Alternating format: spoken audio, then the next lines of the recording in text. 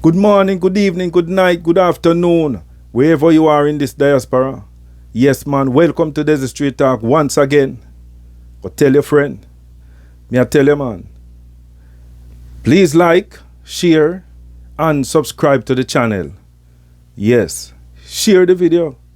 Me I tell you, boy, because me I tell you, say this time, I wonder if you not see the conference, the PNP conference.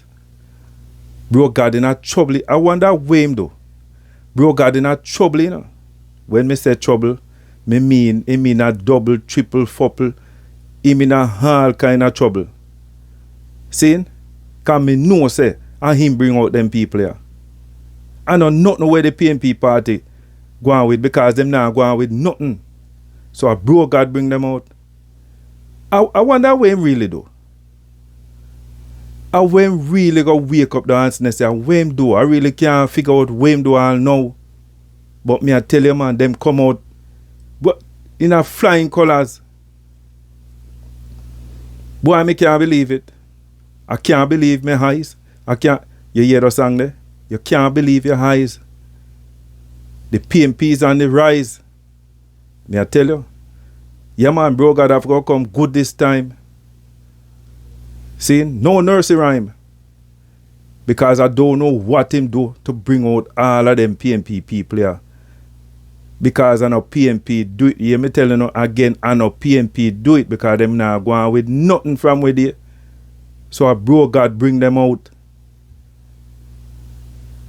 I wham the man.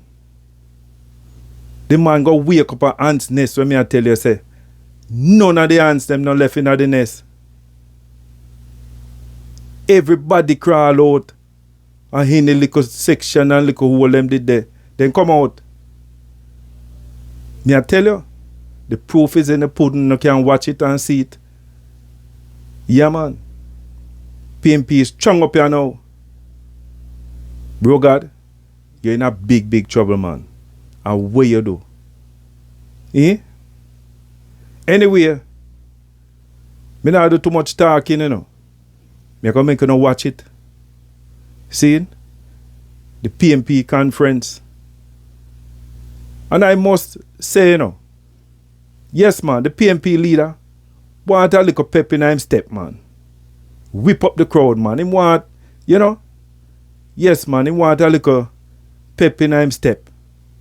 But all I know is that BroGad bring them out. See? Wanna watch it and leave a comment. Yeah, man. Share the video. Subscribe to the channel. All will be well. Yeah, watch it. Time come, cleaner, time come.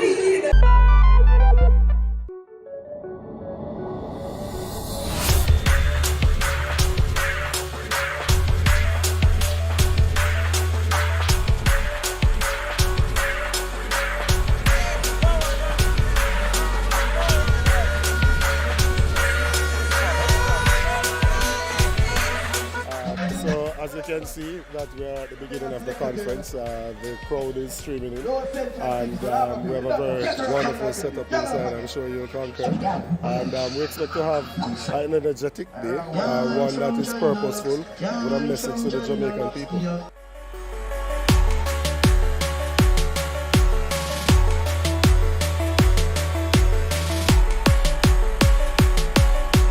The cupboards are excited, energized.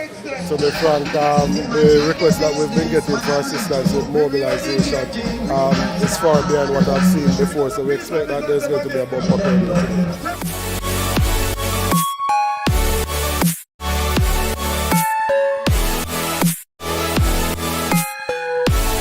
We want changes. We're tired of what is going on. Teachers not getting proper paid. Police not getting proper paid. The hospital need to be fixed and all of that. So we just need to do what we have to do. They are of the feeling that it is our time and that time has come down for the People's National Party in terms of government. So it's critical. It's one that we're sending a message you know, that we're ready. We're sending a message as to the issues that we'll be taking on. And so, you know, I think it will be a good conference for Jamaica for them to see that the People's National Party has gotten themselves into a position to reclaim government, and that they'll see that we're getting there not by default, but by deliberate, purposeful action, and that we're seized of the issues that are affecting the country, and we have practical solutions. Where did you come from, Cotton Eye Joe? Did I get them for Cotton Eye Joe? I've been married a long time. Where did you come from? Where did you go?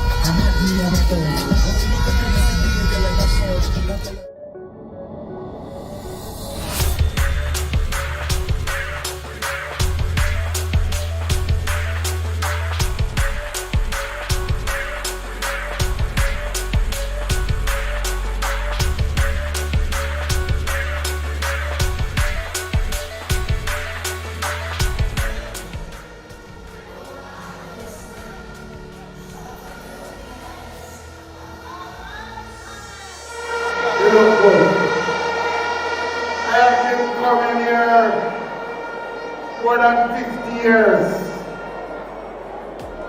and I've visited similar conferences overseas, but I can tell you, nowhere in the world do they have anything like this. A gathering of the People's National Party in annual conference.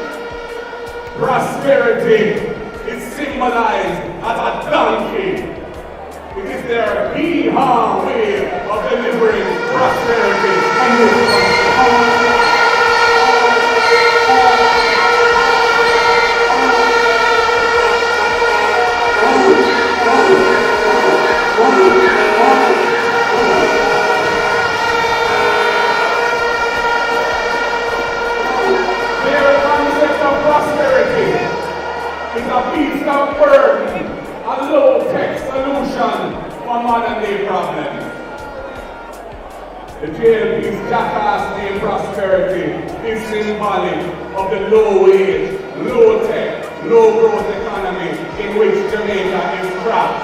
But the people are crying out for more. They want to see this country move in the right direction. They want to see positive change.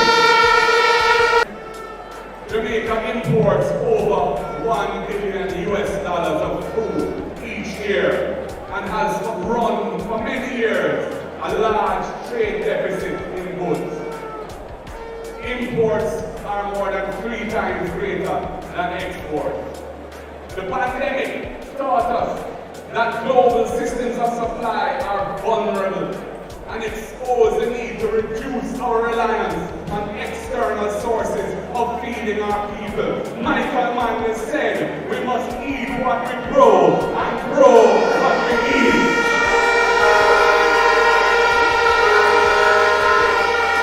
It is still relevant today.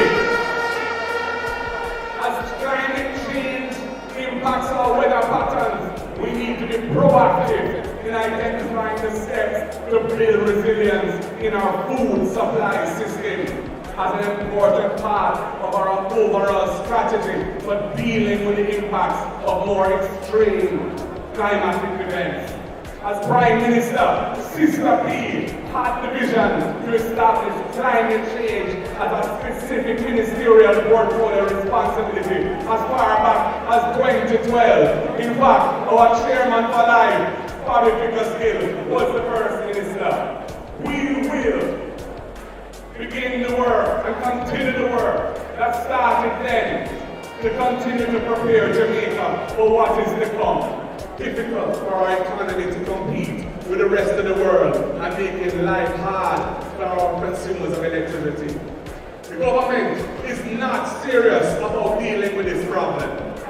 The existing large investments came out of the efforts of the last PNP administration, and I want to big up Comrade Philip Caldwell for the work he did, and Comrade Vin Lawrence as well, through the ESET to bring huge investment in renewables to Jamaica. That pipeline triumphed under the JLP. And it is bad management of that portfolio why we have not seen the progress continue since the JLP came to office. We need to transition our energy sources from fossil fuels to renewables. We will put renewable energy into transforming Jamaica's energy mix to produce more clean energy from renewables and reduce electricity costs, which are significantly higher now than when we left office.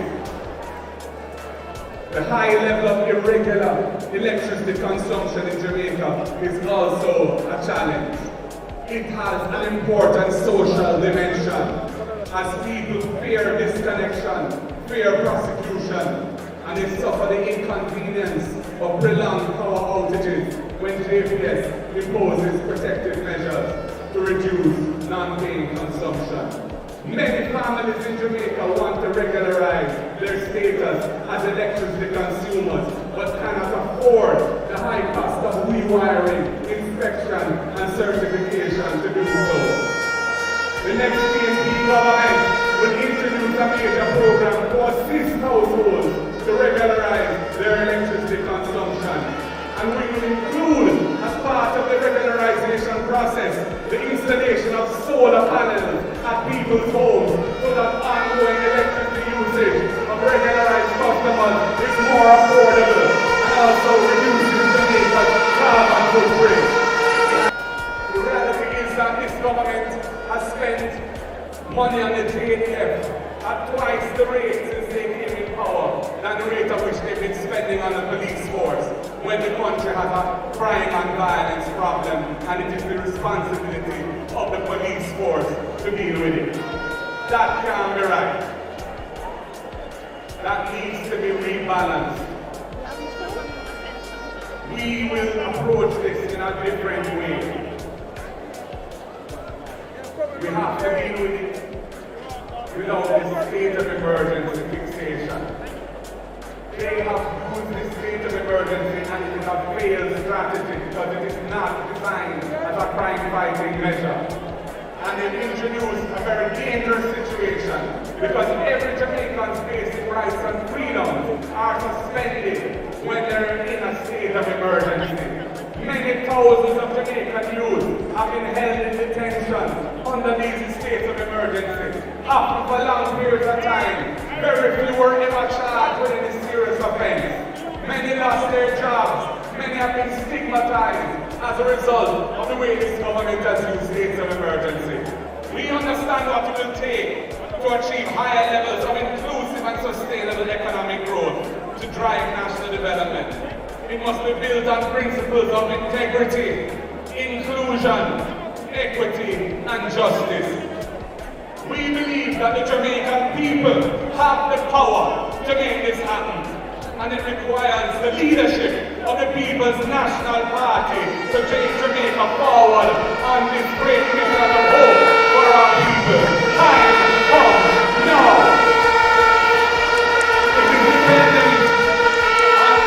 It is dependent on you and me, and all well-thinking Jamaicans at home and abroad, working together for the greater good.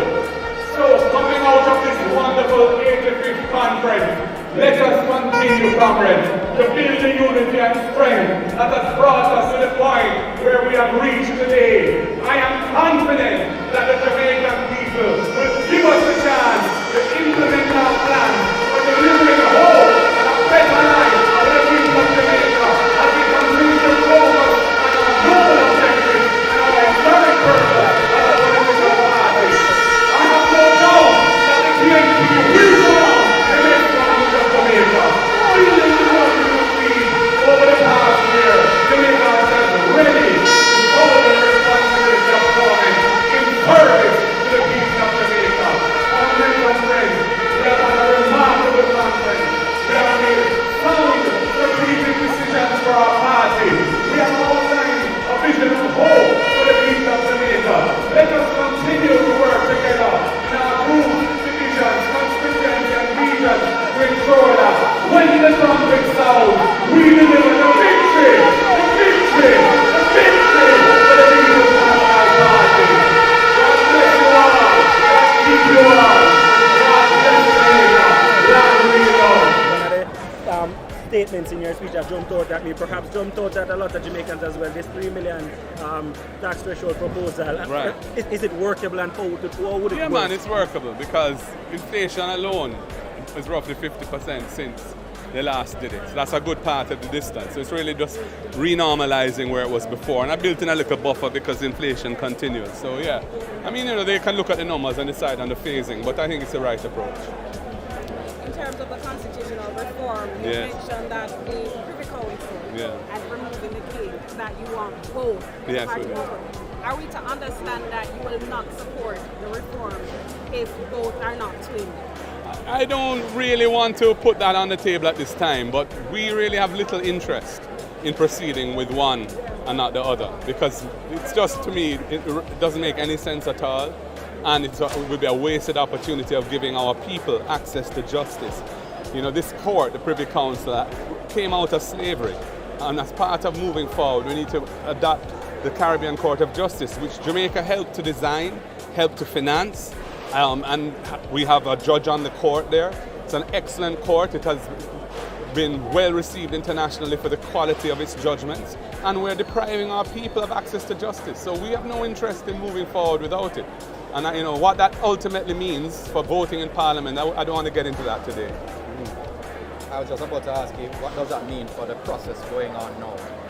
Will you withdraw your representatives on the No, man, no. I mean, we paused our representatives on the committee for a very brief time after the government rammed through that constitutional amendment without any consultation, either with us in Parliament or indeed with the Constitutional Reform Committee, which was just another example of arrogant and bad governance by this government. And we paused our participation briefly on that, but once we decided to take that matter to court and file our action, which is now before the court, we've resumed our role on the committee.